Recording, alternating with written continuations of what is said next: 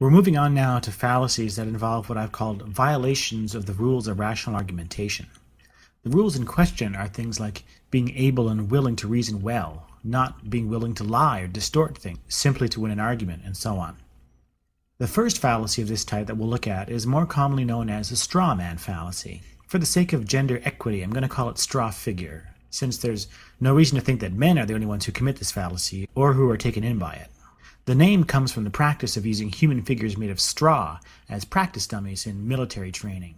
Obviously, it's easier and safer to practice certain combat techniques when your opponent is made of straw.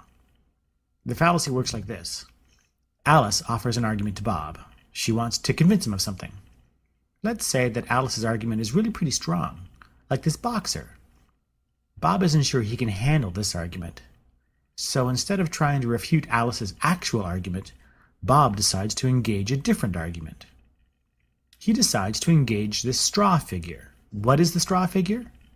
It's a weaker, distorted version of Alice's original argument. Because it's weaker, Bob is easily able to refute the straw figure argument. The straw figure fallacy is complete when Bob does the dance of joy and claims that he has successfully refuted Alice's original argument. But of course, Bob hasn't refuted the original argument, he's only refuted a distorted misrepresentation of it. This is the straw figure or straw man fallacy. This fallacy is often categorized as a fallacy of relevance because the attacks made on the weak straw figure are irrelevant to judging the actual strengths and weaknesses of the original argument. And this is correct, but I prefer to think of it as a violation of the rules of rational argumentation, especially when it involves knowingly and willfully misrepresenting an argument. When someone is willing to do this, they're no longer playing by the rules. They're more concerned with the appearance of winning than with argumentation itself. When you see this going on, you should try to correct the misrepresentation and get the discussion back on track. If it's an honest mistake and the arguer is willing to correct their misunderstanding, that's great.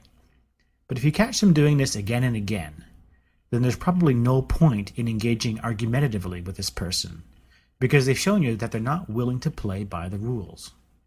Let's look at an example.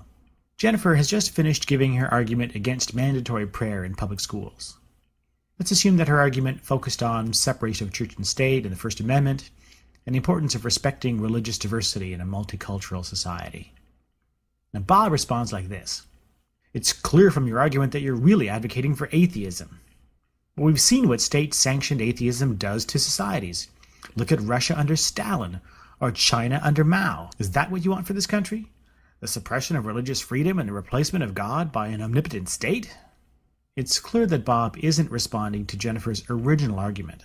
He's responding to a distorted misrepresentation of it, a straw figure. Appeals to religious diversity or separation of church and state are just as often made by religious people as by non-religious people.